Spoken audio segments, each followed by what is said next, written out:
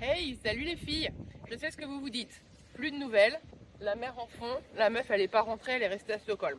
J'aurais bien aimé, mais en fait nous avons fini par rentrer parce que on a une réalité qui fait qu'à un moment donné il faut quand même travailler un petit peu pour financer tout ça. Donc nous sommes rentrés, ça a été épique. Je te mets la vidéo maintenant, c'est tout de suite. Et on se retrouve tout à l'heure, je te fais le petit point budget.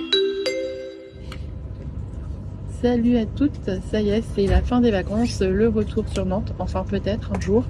Départ prévu initialement à 9h05 de Stockholm, il est 10h05, nous sommes toujours à quai. C'était supposément un train rapide, nous sommes dans un tortillard. Donc en fait, ce premier retard remet potentiellement en cause les 2 jours, donc aujourd'hui et demain, de retour, puisque une fois que vous êtes en retard sur le premier train, c'est potentiellement difficile d'avoir les autres. On est en train d'écouter un message qui passe et on n'est pas sûr de bien comprendre. Est-ce que nous sommes dans le bon train? Nous ne sommes plus très sûrs. Donc à voir. Et puis quand je vois ma tête, je me dis mais est-ce que je serais rentrée mardi à l'heure pour le coiffeur? C'est devenu mon seul sujet. Les trains là, voilà. Bon écoutez, de toute façon on fera un petit débrief à mon retour. En attendant, je vous dis peut-être à bientôt. On est dans un train régional qui fait Malmö-Copenhague, puisque la particularité ici, c'est quand le train est en retard, ils ne s'en mettent pas là où c'était prévu. Donc le train, on l'a pris pour Copenhague, qui était annoncé pour Copenhague, et donc une demi-heure avant qu'en fait il n'ira pas à Copenhague, et que donc on est obligé de descendre à Malmö, et de Malmö, prendre un autre train. Des trains régionaux, il y en a toutes les 20 minutes. Donc on va essayer d'avoir la prochaine correspondance pour Ringsted. Je crois qu'on va avoir 5 minutes pour changer, ça me semble un peu juste. Donc j'espère qu'on va pas tout compromettre et qu'on arrivera bien à Hambourg ce soir, parce que sinon ça suggère qu'on voyage la nuit, et je crois qu'il y a 7 chansons pour aller à Hambourg après, pour réussir à prendre un train qui nous emmènera à Bruxelles midi. Écoutez, la suite au prochain épisode. Troisième étape du périple, après avoir réussi un changement c'était à Copenhague, oui, en moins de 5 minutes. Autant vous dire qu'on a couru avec nos sacs à dos, c'était chaud. Nous sommes arrivés à Ringsted. À Ringsted, on avait 6 minutes pour changer. Et donc on a pris un bus. Là, on en a pour 2 heures de bus maintenant pour aller à Fredericia. Et à Fredericia, nous prendrons enfin un train de 2h30 encore pour arriver à Hambourg. Normalement, arrivée prévue 23h, 23h30. Petite nuit. Et ensuite, on fera demain, si tout se passe bien, Hambourg, Bruxelles midi, Paris, Nantes. Voilà. À moi. Ça y est, on l'a fait. On est dans le train pour Hambourg. Bon, il est encore à quai, il n'est pas parti, on n'est pas à l'abri, mais en tout cas, c'est le dernier train avant d'arriver à l'hôtel de ce soir et de reprendre notre trip de demain pour rentrer à la maison. Et puis là, ça va être l'instant salade, pour tout vous dire. Après avoir fait un transfert en 3 minutes à la gare de Copenhague, pris un train régional, c'est celui qu'on a pris en courant, être monté dans un bus qui a traversé 2 fois la mer Baltique sur des ponts hyper impressionnants, nous sommes arrivés à la gare de Fredericia, je ne sais pas comment on prononce. On a même eu le temps, écoutez bien, tellement nous sommes organisés, nous avons eu le temps de sortir de la gare, de courir au supermarché et de ramasser ces salades pour ce soir. On peut se poser, on peut manger, ça y est, c'est presque la détente. A plus tard.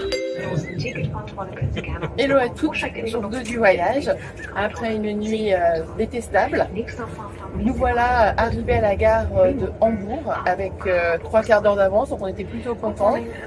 Tout semblait, les planètes semblaient alignées. On a même eu le temps, pour certains, de prendre un café, jusqu'à ce que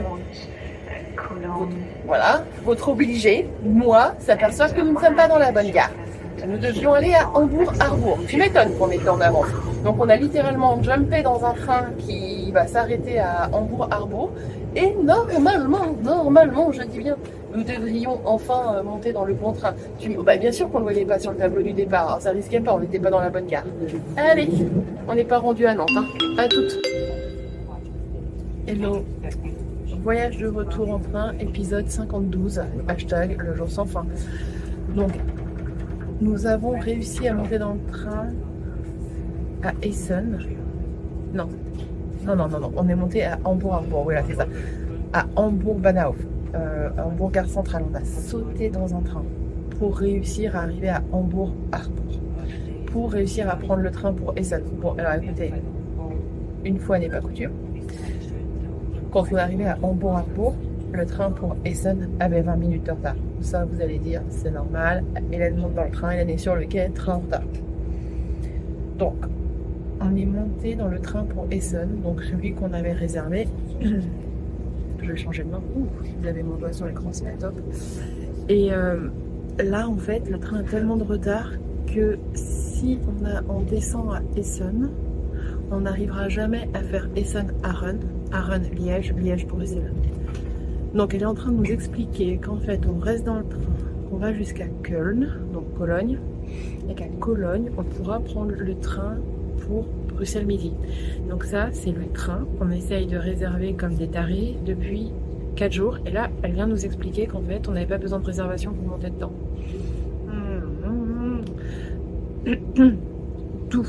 Toujours demander aux contrôleurs si votre train a du retard, n'hésitez pas à solliciter les contrôleurs parce que soit ils peuvent vous faire des changements de tickets, ça on l'a déjà eu dans un train au Danemark, et hier en Suède pareil il nous a aidé à trouver un autre itinéraire, enfin il a voulu nous aider à trouver un autre itinéraire. Et là c'est pareil finalement quand on lui demande sur le pass Interrail ses réservations obligatoires, et elle nous dit qu'en fait on a tellement de retard que c'est ok de monter dedans même sans réservation.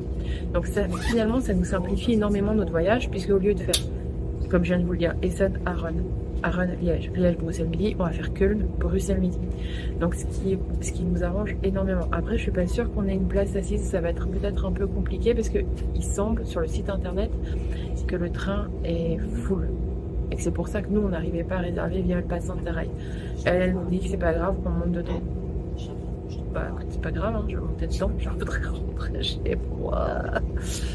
Donc dans ce moment-là, on se dit qu'on est quand même content d'avoir pris le pass Interrail en première classe, parce que c'est des journées qui sont là, c'est notre deuxième jour de train et de galère en fait. Et c'est quand même cool de pouvoir être en première classe. En fait, d'avoir un peu plus de confort, des sièges qui basculent. Moi, je viens de faire une sieste. Déjà, je viens d'en faire la première de la journée parce que je suis fatiguée. On est arrivé à l'auberge de jeunesse, horrible. À minuit, enfin couché à minuit et demi, relevé à 6h30. On n'a pas bien dormi, vraiment pas bien. Donc là, je viens de faire ma première sieste et ça, c'est toujours plus agréable de le faire dans des fauteuils qui sont un peu confort. Ça atténue un peu la fatigue. Donc écoutez, il risque d'y avoir un épisode 53. Que se passe-t-il entre Köln et Bruxelles Midi?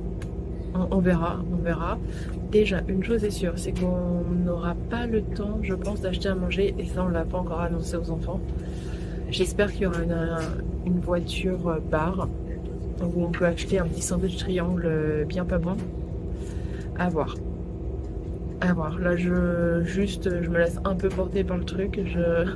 J'attends d'arriver. On a 10 minutes pour changer. On arrive du quai 9, j'ai vérifié. On reprend le train quai 6. C'est gérable. Nous, on arrive à le faire en 3 minutes. En courant, on arrive à le faire en 3 minutes. On a chronométré hier, ça passe crème quoi. Presque, franchement, il y a 3 minutes, c'est large. Donc à voir, à plus tard. Hey, fun fact de l'épisode 53 de ce voyage en train. Après avoir couru sur le quai, on avait 4 minutes de changement parce que décidément rien n'est jamais à l'heure et il n'y a pas qu'en France, ça déconne, le rail. Le train est parti sans nous alors que nous étions sur le quai en fait. Le train est parti tout simplement. Donc dans ces moments-là, vous posez votre sac et vous avez 30 secondes pour trouver une autre option. Une autre option, c'est parti pour les trains interrégionaux qui vont nous permettre. Donc là, on fait Köln, Düren, Aachen. Et à Aachen, on va reprendre le train qui est parti sans nous à Köln. Je ne sais pas si vous voyez un petit peu le délire. Donc voilà. On n'aura pas mangé. Je pense que ça va être un peu compliqué parce que là, on va enchaîner avec des changements de 9 minutes. Après, c'est sur des trains régionaux, en général, c'est un peu plus à l'heure, donc à voir. À toutes celles pour qui l'attente serait insoutenable, je vous confirme que nous sommes bien dans le train direction Aachen et que nous aurons a priori bien 9 minutes de changement pour prendre le train que nous avons donc raté, à Köln. Voilà. Par contre, pas de place assise, on a un peu tanné en fait, on n'a pas envie de repayer encore 32 € de place assise, enfin à un moment donné il faut que ça s'arrête. Je veux dire, c'est eux qui avaient 1 heure de retard, là on en a ras le bol, donc on va monter dans le train et écoutez, peut-être que la Polizei de la Bahnhof va nous sortir, je sais pas, sur les rails à un moment donné, entre Aachen et Bruxelles Midi. Nous prenons donc le risque, nous sommes foufous. Ça y est, installé dans le train ICE pour Bruxelles Midi, il est 14h17, il part à 14h20. On a donc réussi à faire le changement en moins de 3 minutes. Incroyable mais vrai. Parce qu'on s'ennuierait, on avait envie de courir, on avait envie de marcher vite. Donc là on est dedans, bon, on verra si on est contrôlé ou pas. A plus. Il est 17h33, nous sommes enfin dans l'Eurostar, premier repas de la journée. À plus tard. Hey, le glow que vous voyez là, enfin, non, c'est juste de la transpi. En fait, on vient de courir comme des malades pour monter dans le dernier train de la journée à Montparnasse, direction Nantes. Vous entendez le tout? On est dedans, on est assis. En fait, problème encore, il est dans les transports. Sur le RERB, on a dû faire RERB ligne 6. Ligne 12 et en fait j'avais regardé sur l'application, ils annonçaient le train avec 10 minutes de retard, donc on s'est dit bah on est just, mais ça marche, et en fait on arrive ici à 32, genre à 32 pour 35, mais bon en fait c'était 45, du coup c'est 10 minutes de retard, et en fait à 32 je me disais vite, mais en fait on courait déjà, en fait j'ai couru dans les couloirs de Montparnasse pour monter, je peux plus, le sac de 60 kg, la hanche bloquée à cause de la chute de cheval, je ne peux plus courir. Donc là on arrive à Nantes et puis après bah, on attendra gentiment que le bus nous ramène à la maison. Le bus? Le bus? Non, le train. Bah le bus. Ah oui. Bah, je sais pas, je veux qu'Antoine allait nous sortir une petite folie, genre on se la fait à pied. Non. On va encore en bus. J'en peux plus. Et on n'a plus d'eau. Voilà. Donc normalement c'est la fin de notre aventure ce soir s'il n'y a pas de genre nouvelle entrée. Bye. Hey salut, 22h50. Et c'est ça 22h50 hein. Ouais voilà, je me trompe pas. Antoine caméraman nous précise qu'il est 22h50 et nous sommes enfin arrivés à Nantes. Et bah écoutez, j'ai jamais autant rêvé à ma douche. Voilà. Allez, c'est parti. Fuego. Bonne soirée à vous. Alors, t'as aimé ou pas notre tour? Franchement, un Pékin Express comme ça, enfin notre Pékin Express, je vais te donner maintenant le budget pour avoir la chance incroyable de courir sur à peu près tous les 4 gares d'Europe. Le budget, en fait, il est assez simple. On est parti 14 jours, enfin 13, je vais dire 13.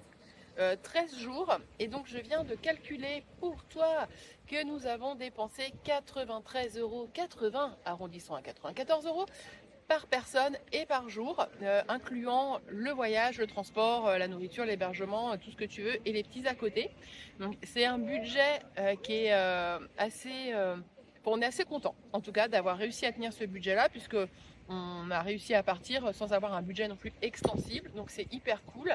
Et tout ça, on a réussi à le faire parce qu'on s'y est pris en avance, et on a privilégié aussi, je vais pas dire des modes d'hébergement alternatifs, c'est pas vrai, mais en tout cas, on est parti en auberge de jeunesse, et ça tu le sais parce que tu as suivi tout mon vlog cet été.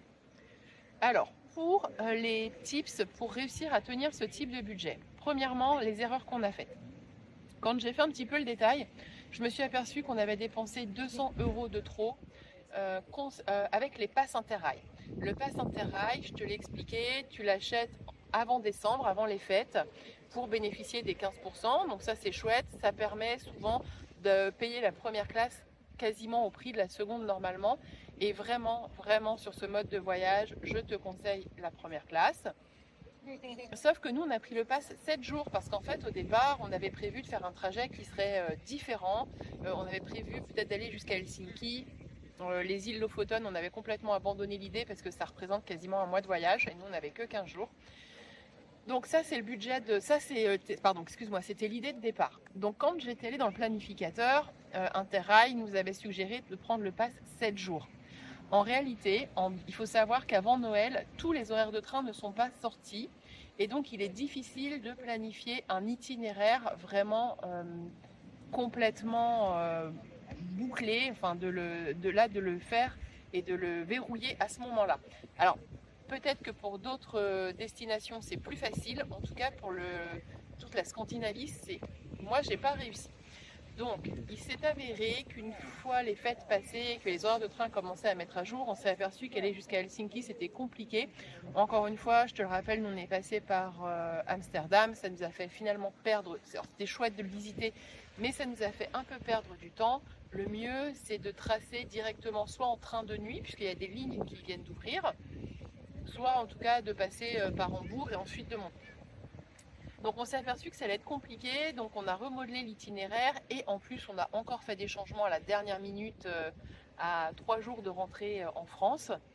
Et donc en rentrant, j'ai calculé, nous n'avons utilisé que 5 jours de train au lieu des 7 et les 2 jours sont perdus. En fait, tu ne peux pas faire d'aller-retour au sein de ton pays de départ. Donc ça c'est un peu dommage, c'est la règle du jeu, c'est comme ça. J'ai calculé, j'ai monétisé, ça représente 200 €. 200 € à l'échelle du voyage, c'est pas énorme, mais voilà, c'est une dépense qu'on aurait pu éviter. Concernant le budget logement, on en a eu pour 2000 € à 4, donc pareil pour 13 jours. Et donc j'ai pas calculé ce que ça fait par jour par personne, mais par contre ce que je peux te dire, c'est que sur le budget nourriture, nous avons dépensé un peu plus de 23 € par personne et par jour, ce qui est assez peu pour 4 adultes, sachant qu'à Stockholm, on a pris le petit déjeuner buffet tous les jours et que c'était entre 12 et 14 € par personne. Donc tu vois, ça représente un budget, donc ça veut dire que sur tout le reste du séjour, on a réussi à faire hyper gaffe. Les tips, typiquement Amsterdam, ça ne vaut pas la peine, je te le répète, d'aller au restaurant. C'est du snacking, c'est très américanisé. Tu vas pas super bien manger. Bon écoute, dis-toi que le Burger King d'Amsterdam, il a exactement le même goût que celui en France.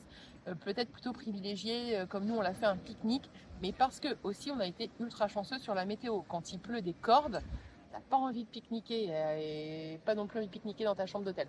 Donc la météo était pour nous aussi. Ensuite, sur d'autres, qu'est-ce que je pourrais te donner d'autre comme conseil? J'essaye de réfléchir parce qu'en fait, j'en ai donné pas mal au fil des vlogs. Le logement réservé bien à l'avance. Ce que je fais, moi, souvent, c'est que je book des choses sur Booking en première intention.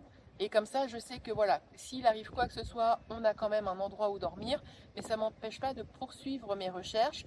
Et aussi, quand je vois des tarifs sur Booking, je vais ensuite sur le site de l'hôtel ou de l'auberge de jeunesse en question, pour voir quels sont les prix et si c'est moins cher, si ça vaut le coup ou pas.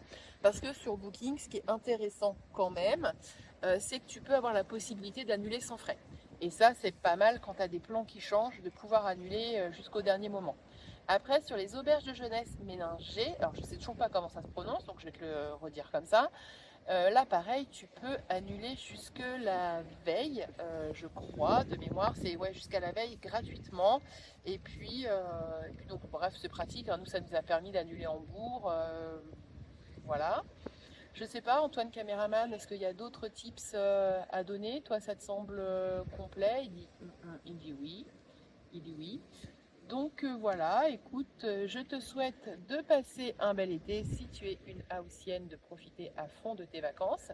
Moi, j'ai repris au boulot parce que, autre tips, quand tu es une juillettiste, en août, souvent tu es peinard au bureau, voire même luxe suprême, ton boss n'est pas là. Tu vois, il n'est pas là, il ne peut pas t'appeler 15 fois par jour pour te demander si tu as épicé, si tu as bien fait. Là. Donc ça, c'est vraiment un luxe d'être juillettiste. Si tu l'as jamais testé, je te le recommande, tu verras, tu vas vite y prendre goût au bureau désert et à la tranquillité des lieux. Voilà, écoute, bah, nous comme tu peux le voir, c'est ensoleillé. Nous sommes au Pouliguen, donc à côté de la Baule, et on profite pour faire du longe-côte. À bientôt, salut!